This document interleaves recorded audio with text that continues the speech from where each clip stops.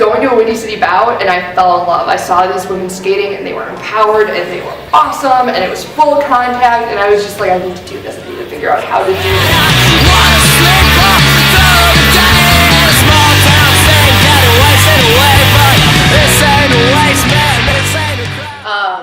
Started playing roller derby, and it kind of like made me really feel more like myself, I guess, actually, and gave me a lot of confidence. And it's something that I knew that I wanted to excel at, and I felt like I could excel at it.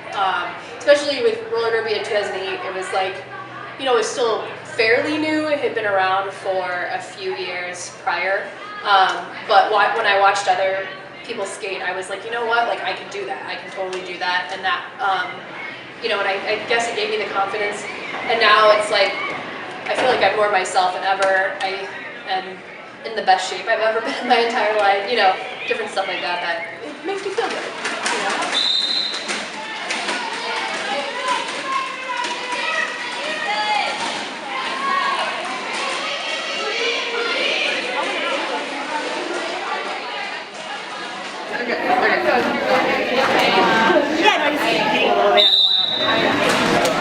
Within our league, all the women have this one kind of ability, which is to better themselves.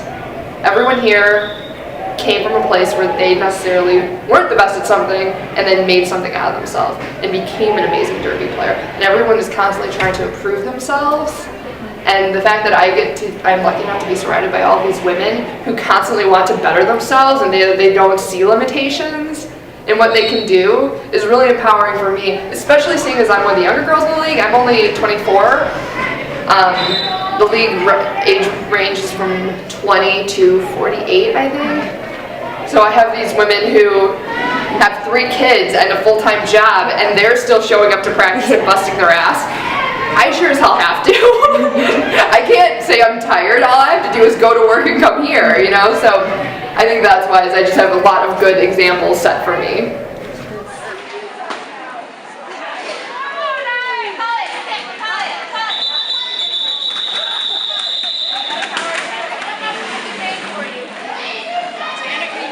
Roller derby is played on an oval track with 2 competing teams. There are 5 players on each team, a jammer who scores the points, 3 blockers who play defense, and 1 pivot who has leadership over the blockers and calls all of the shots.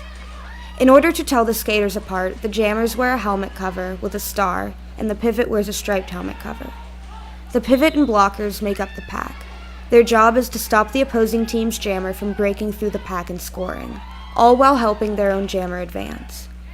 Pivots and blockers from both teams skate together on the track to form a single pack.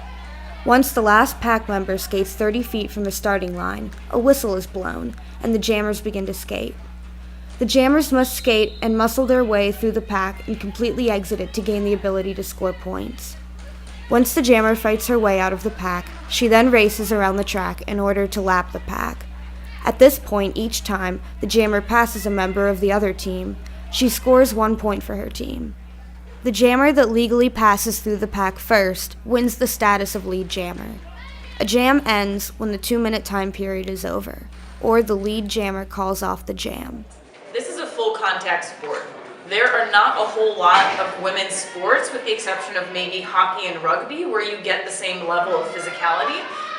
Basketball gets a little rough and tumble sometimes, but then the refs kind of break it up and don't let it go, And I was just watching the women's Olympic hockey match earlier today. They're not allowed to check. They don't check at the Olympic level of women's hockey. And I was flabbergasted, because it's not that they're not capable of it. It's not that, people don't do it. It's just for some reason, because it's a women's sport, it's a different set of rules. Part of what I really like about roller derby is that this is primarily a women's sport. There are men's derby leagues, but they are the offshoot of women's roller derby rather than the other way around. And I think particularly that allowing yourself to go 100%, obviously we have rules, you can't hit somebody with your head, you can't play dirty, but being able to go 100% and hit people is different. Like, we're sort of cultured as women to be within your body, to not really be aggressive in any way.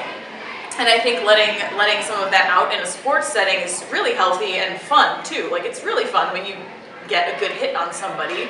It could be like your best friend, you know, but as long as it's done cleanly and in a competitive level, you're not gonna hold it against them.